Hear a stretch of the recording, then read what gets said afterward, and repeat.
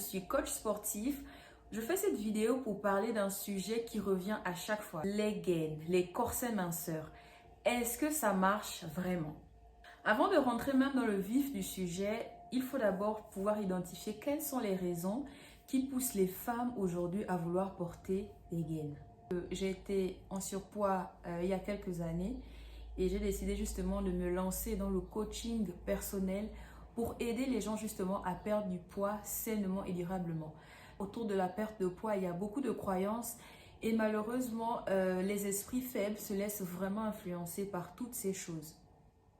Je suis moi-même maman d'un enfant de 12 ans et comment après toutes ces années, j'ai pu avoir un ventre plat. C'est ma propre expérience que je partage pour justement aider tout le monde à comprendre certaines choses. Le port de la gaine aujourd'hui, c'est une question qui revient à chaque fois. Donc c'est la raison pour laquelle j'ai décidé aujourd'hui de répondre moi-même, de partager ma propre expérience et de donner ensuite les avis des experts. J'ai moi aussi à un moment de ma vie été séduit par l'utilisation de la gaine. J'étais tellement désespérée à une certaine époque de ma vie, je cherchais justement à perdre du poids et puis il y a eu le retour des gaines, des corsets justement qui a fait effet et même moi j'ai été séduite par ça. Mais je n'ai jamais eu justement l'occasion d'avoir une gaine, ça coûtait trop cher et donc je n'avais qu'une solution en fait, c'était de me rabattre dans le sport et dans l'alimentation. Et puisque j'avais réussi justement à perdre mon ventre grâce au sport et l'alimentation sans même l'utilisation d'une gaine, il m'est venu en fait à l'esprit de faire des recherches un peu plus poussées sur les gaines. Et bon, je n'ai pas trouvé assez d'avantages. J'ai plutôt trouvé beaucoup de conséquences. Et premièrement, on peut remarquer une dysmorphobie chez certaines personnes. En fait, c'est lorsque nos complexes deviennent une obsession. Lorsqu'on est tellement complexé par notre apparence, par notre physique, ça devient comme une maladie et du coup, on a recours à des méthodes drastiques en fait. Donc le port de la gaine justement va provoquer une atrophie musculaire. Donc l'atrophie musculaire en fait, je vous prends le cas des personnes handicapées qui ne peuvent pas marcher par exemple. Vous pouvez remarquer que leurs jambes sont vraiment fines parce que l'activité musculaire en fait n'est plus possible. Donc les muscles sont inactifs ou les muscles perdent du volume. Voilà, donc le port de la gaine justement va provoquer cette atrophie musculaire au niveau de la taille. Le fait justement de porter la gaine après va provoquer des problèmes au niveau du dos. Donc des douleurs au niveau du dos, des douleurs au niveau des côtes. Il faut aussi noter une dégradation de la peau du fait de la compression en fait de la gaine. Après ça cause des rougeurs, des bleus, des marques qui ne partent pas parce que la gaine est tellement serrée.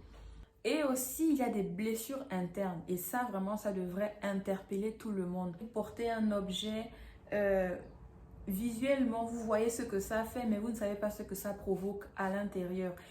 Et donc, sous l'effet de la compression, l'estomac, les intestins remontent et viennent endommager le foie, la rate et les reins. Et ça, c'est très, très, très dangereux. Visiblement, on ne le voit pas, on ne sent rien. Mais laissez-moi vous dire que c'est dangereux. La respiration devient tellement difficile que on peut ressentir une gêne au niveau des poumons et au niveau du cœur. Ceux qui portent des gaines en allant en salle de sport, est-ce que vous ne ressentez pas une gêne au niveau de la cage thoracique? Quand on fait du sport, il faut noter que la respiration est vraiment la clé. Mais si la respiration devient difficile, c'est que là, il faut vraiment se poser des questions. Pour les femmes qui viennent d'accoucher, ce n'est clairement pas recommandé parce que la gaine va favoriser en fait une inactivité du travail des muscles et des organes en fait qui normalement allaient se replacer le plus naturellement possible. Mais le fait de les comprimer sous la gaine va justement retarder, voire rendre quasi impossible le travail de restructuration des organes dans l'abdomen. Donc je vous recommande de laisser le temps aux organes de se replacer le plus naturellement possible. L'alimentation aussi joue beaucoup parce qu'il y a beaucoup de graisses qui ont été accumulées qui favorisent justement le volume en fait au niveau du ventre. Et il faut faire du sport, il faut faire des exercices complets, des exercices abdominaux en fait qui vont vraiment cibler les muscles du ventre. On va vraiment noter le côté tendancieux en fait des régimes drastiques. Je pense que le port de la gaine a ce truc-là en fait de pousser les gens à avoir recours à des régimes drastiques. Donc des régimes dans lesquels on demande de perdre, voilà, des régimes assez promoteurs, des miracles, perdre 10 kilos en 2 jours, tout ça en fait, ou des régimes corsets, il faut vraiment se priver de nourriture. Et moi vraiment je ne recommande pas toutes ces choses. Je recommande vraiment de prendre du temps, de s'informer sur les bonnes méthodes, comment perdre du poids, comment perdre du ventre, comment affiner sa silhouette, mais vraiment le plus naturellement possible. Et pour conclure, est-ce que la gaine fait vraiment maigrir? La réponse est non. Je suis désolée de vous décevoir, mais de par ma propre expérience et de par les études, les retours qui se font, notamment des experts et de moi-même qui ai expérimenté, la gaine ne fait pas maigrir, voilà. Et donc, une fois de plus, on ne le répétera jamais assez. Pour perdre du poids, déjà, il n'y a pas de minceur ciblée. Si vous voulez perdre du ventre, il faut être en déficit calorique. Il faut rééquilibrer son alimentation et il faut faire du sport pour solliciter les muscles. Justement, les muscles vont pouvoir se resserrer, vont pouvoir se tonifier. Et là, on aura une silhouette fine, mais vraiment le plus naturellement possible.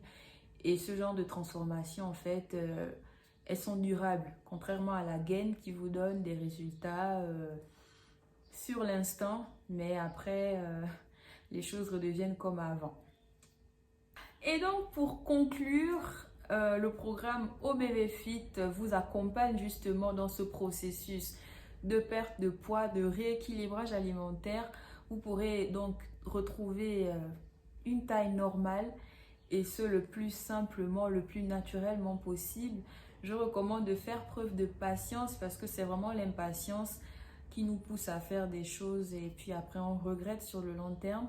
Donc le programme OBV Fit est un programme d'accompagnement minceur. Il y a aussi le programme sportif qui va vous aider justement à jumeler sport et alimentation. Donc je vous remercie d'avoir regardé cette vidéo. N'hésitez pas à laisser des commentaires, à poser des questions. Je me ferai le plaisir de vous répondre. Sur ce, bonne journée et à bientôt.